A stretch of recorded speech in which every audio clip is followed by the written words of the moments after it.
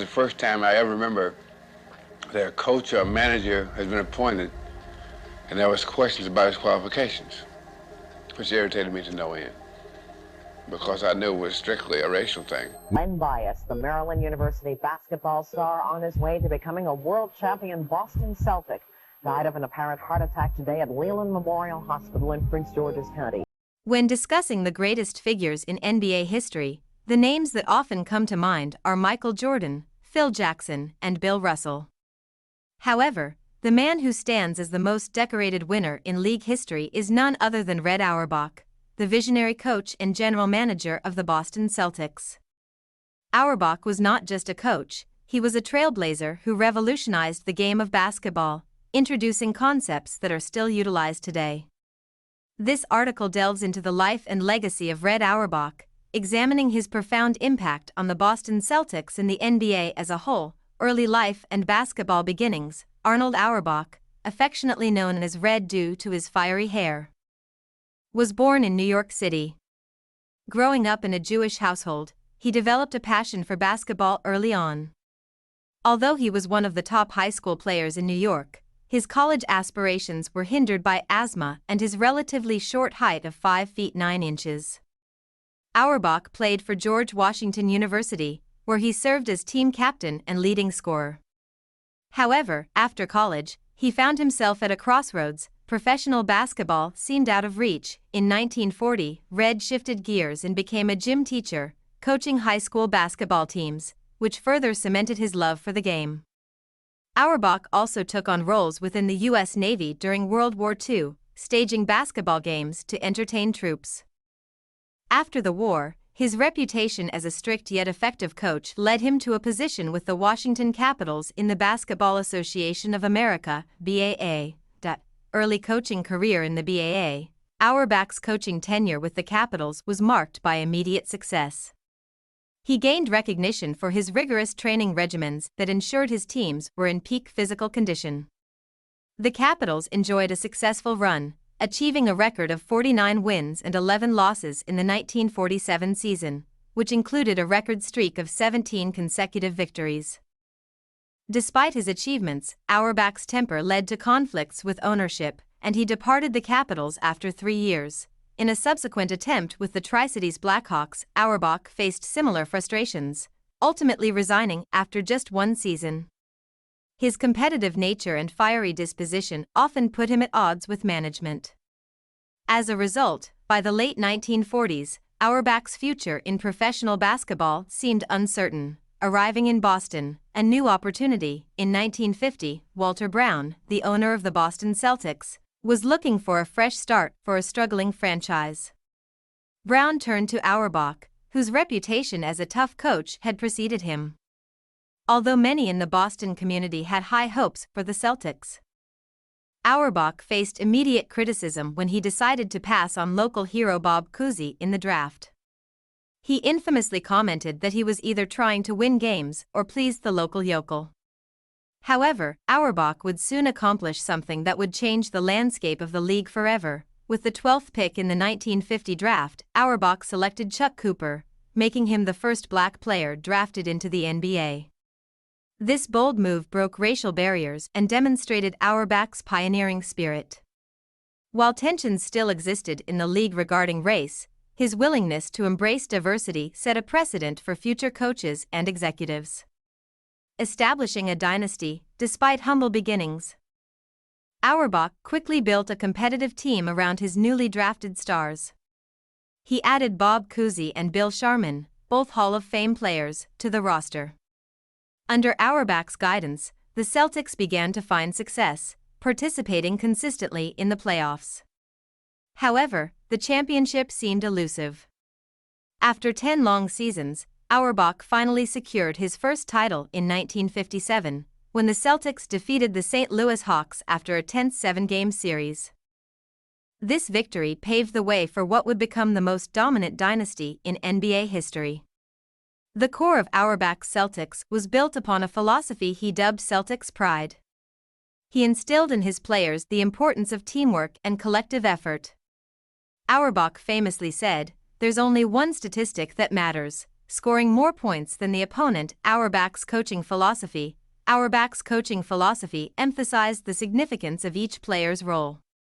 He recognized the value of players' contributions even if they didn't receive individual accolades. His approach popularized the concept of a role player in the NBA, recognizing how essential it was to have a balanced roster where every player understood his responsibilities. This philosophy allowed him to bring in younger players to replace aging stars seamlessly. Moreover, Auerbach strongly believed in fundamentals. He taught his players to keep the game simple, minimal dribbling, emphasizing passing, and relentless hustle on defense. Auerbach was known for leading grueling practices, pushing his team to the limits. His intense focus on conditioning paid off as the Celtics became renowned for their perseverance and strength in the face of adversity. The era of Bill Russell, with Bill Russell, a transformative defensive player, joining the team in 1956, everything changed for the Celtics. Auerbach executed a brilliant trade strategy that saw him move up in the draft to secure Russell, whom many consider the greatest defensive player in NBA history. The pairing of Russell and Auerbach unleashed a new era of dominance for the franchise.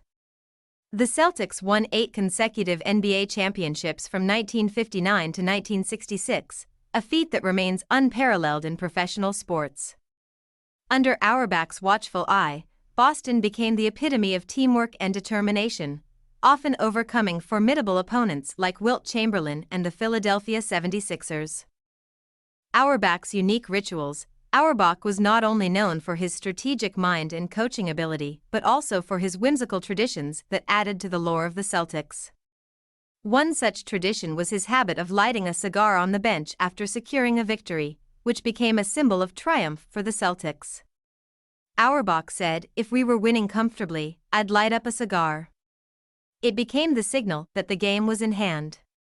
This quirky habit, often met with mixed reviews from players and coaches alike, only added to his larger-than-life persona, retirement and legacy. After years of unparalleled success in 9 championships in 10 seasons, Auerbach retired from coaching after the 1966 season. He left as the all-time leader in wins and winning percentage, a record that would stand for decades. However, his contributions to the Celtics did not end there. After stepping down, he took on the role of general manager, overseeing talent acquisition and team-building strategies. One of his most significant moves in this capacity came when he drafted Larry Bird in 1978. This move was a stroke of genius for Auerbach, as Bird, a generational talent, revitalized the franchise and helped the Celtics win 3 more championships in the 1980s. Together with stars Robert Parrish and Kevin McHale, they formed one of the greatest trios in NBA history. The sadness of Len Bias. However, Auerbach's legacy wasn't without its tragedies. The death of Len Bias, the Celtics' 1986 first-round draft pick, from a cocaine overdose just 2 days after the draft, struck Auerbach deeply. Bias was expected to become an all-time great and a key piece of the Celtics' future. The loss was not only a personal tragedy for Auerbach but represented a major turning point for the franchise. In the years following Bias' death, the Celtics dynasty faced significant challenges, and the team began to decline due to injuries and age. Transitioning roles. In the early 1990s, Auerbach transitioned from active management to a more advisory role within the organization. He remained involved as team president, offering his invaluable wisdom to new coaches and general managers. Though not in control of day-to-day decisions, his presence continued to loom large over the team. Auerbach's insistence on team integrity and competitive spirit remained entrenched in the Celtics culture. He continued to champion the significance of character, hard work, and humility, lessons he imparted to countless players throughout his storied career. Conclusion: a lasting impact. Red Auerbach's influence on basketball transcends the numerous championships he won as a coach and executive. His innovations, such as the fast break, strategic role assignments, and commitment to racial integration, changed the game. Auerbach's strong emphasis on teamwork, coupled with his uncompromising standards, became the bedrock upon which the Celtics' legacy was built. Even after his passing in 2006, Auerbach's impact resonates throughout the NBA, and modern coaches continue to draw inspiration from his principles. The Celtics franchise remains one of the most storied in all of sports, a testament to the man whose vision, tenacity, and passion laid the groundwork for its legacy. Red Auerbach, the man who built a dynasty.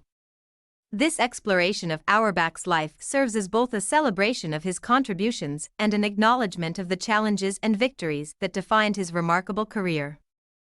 The Boston Celtics, a team synonymous with success, owe their very existence and identity to the legendary Red Auerbach, whose work both on and off the court carved a path for future generations to follow.